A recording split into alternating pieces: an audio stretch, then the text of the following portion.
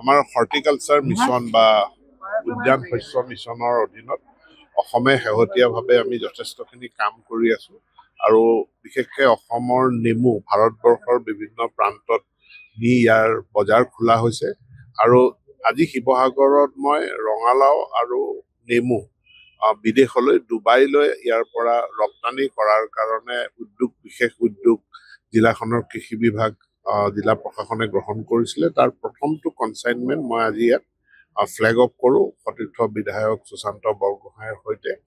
আৰু মই ভাবোঁ যে ই আমাৰ কৃষকসকলক যথেষ্ট উৎসাহ উদ্দীপনা যোগাব।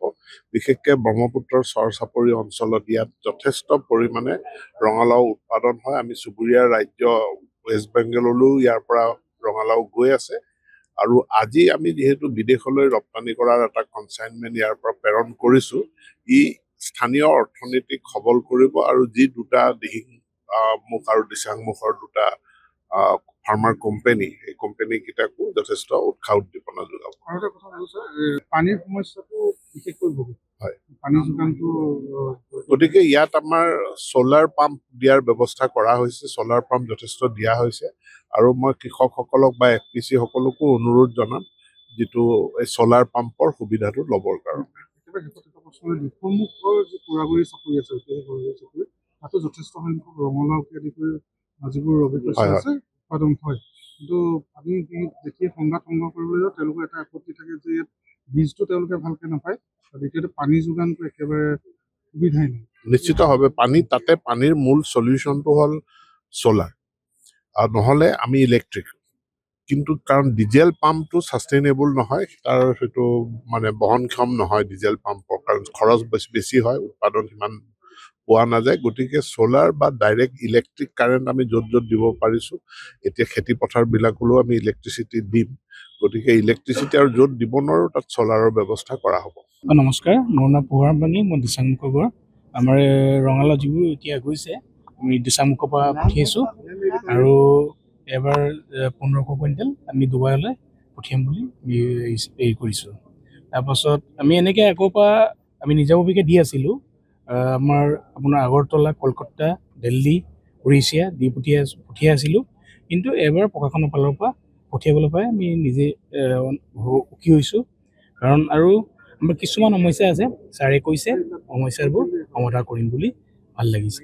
আমাৰ হৰ্টিকালচাৰ মিছন বা উদ্যান শস্য মিছনৰ অধীনত অসমে শেহতীয়াভাৱে আমি যথেষ্টখিনি কাম কৰি আছো আৰু বিশেষকৈ অসমৰ নেমু ভাৰতবৰ্ষৰ বিভিন্ন প্ৰান্তত নি ইয়াৰ বজাৰ খোলা হৈছে আৰু আজি শিৱসাগৰত মই ৰঙালাও আৰু নেমু বিদেশলৈ ডুবাইলৈ ইয়াৰ পৰা ৰপ্তানি কৰাৰ কাৰণে বিশেষ উদ্যোগ জিলাখনৰ কৃষি বিভাগ জিলা প্ৰশাসনে গ্ৰহণ কৰিছিলে। তাৰ প্ৰথমটো কনচাইনমেণ্ট মই আজি ইয়াত ফ্লেগ অফ কৰোঁ সতীৰ্থ বিধায়ক সুশান্ত বৰগোহাঁইৰ সৈতে। আৰু মই ভাবোঁ যে ই আমাৰ কৃষকসকলক যথেষ্ট উৎসাহ উদ্দীপনা যোগাব।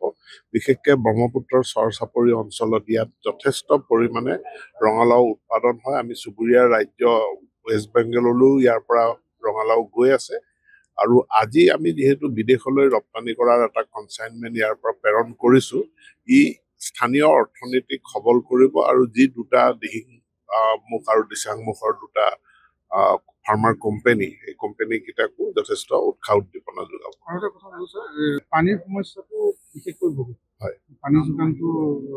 গতিকে ইয়াত আমাৰ চ'লাৰ পাম্প দিয়াৰ ব্যৱস্থা কৰা হৈছে, চ'লাৰ পাম্প যথেষ্ট দিয়া হৈছে আৰু মই কৃষকসকলক বা FPC সকলকো অনুৰোধ জনাম যিটো এই চ'লাৰ পাম্পৰ সুবিধাটো ল'বৰ কাৰণে। ডিফুমুখৰ যি কুৰাগুৰি চাপৰি আছে, চাপৰি তাতো যথেষ্ট সংখ্যক ৰঙালাওকে আদি কৰি যিবোৰ ৰবি শস্য আছে উৎপাদন হয়, কিন্তু আমি যেতিয়া সংঘাত সংগ্ৰহ কৰিবলৈ যাওঁ তেওঁলোকৰ এটা আপত্তি থাকে যে ইয়াত বীজটো তেওঁলোকে ভালকে নাপায়, দ্বিতীয়তে পানী যোগানটো একেবাৰে সুবিধাই নাই। নিশ্চিতভাৱে পানীৰ মূল চলিউশ্যনটো হ'ল চ'লাৰ আৰু নহ'লে আমি ইলেক্ট্ৰিক। কিন্তু কাৰণ ডিজেল পাম্পটো ছাষ্টেইনেবল নহয়, তাৰ সেইটো মানে বহনক্ষম নহয় ডিজেল পাম্পৰ, কাৰণ খৰচ বেছি হয়, উৎপাদন সিমান পোৱা নাযায়। গতিকে চ'লাৰ বা ডাইৰেক্ট ইলেক্ট্ৰিক কাৰেণ্ট আমি য'ত য'ত দিব পাৰিছোঁ, এতিয়া খেতি পথাৰবিলাকলৈও আমি ইলেক্ট্ৰিচিটি দিম। গতিকে ইলেক্ট্ৰিচিটি আৰু য'ত দিব নোৱাৰোঁ তাত চ'লাৰৰ ব্যৱস্থা কৰা হ'ব। নমস্কাৰ, মোৰ নাম পোহৰাম পানী, মই দিচাংমুখৰ পৰা। আমাৰ ৰঙালাও যিবোৰ এতিয়া গৈছে আমি দিচাংমুখৰ পৰা পঠিয়াইছোঁ আৰু এবাৰ 1500 কুইণ্টেল আমি ডুবাইলৈ পঠিয়াম বুলি আমি হেৰি কৰিছোঁ। তাৰপাছত আমি এনেকৈ আগৰ পৰা আমি নিজাববীয়াকৈ দি আছিলোঁ। আমাৰ আপোনাৰ আগৰতলা, কলকাতা, দিল্লী, উৰিষ্যা দি পঠিয়াই আছিলোঁ। কিন্তু এবাৰ প্ৰশাসনৰ ফালৰ পৰা পঠিয়াবলৈ পাই আমি নিজে সুখী হৈছোঁ।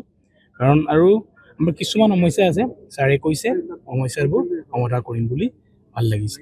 যিকোনো খবৰৰ বাবে যোগাযোগ কৰক 7099017330 লগতে 7099017110 নম্বৰত।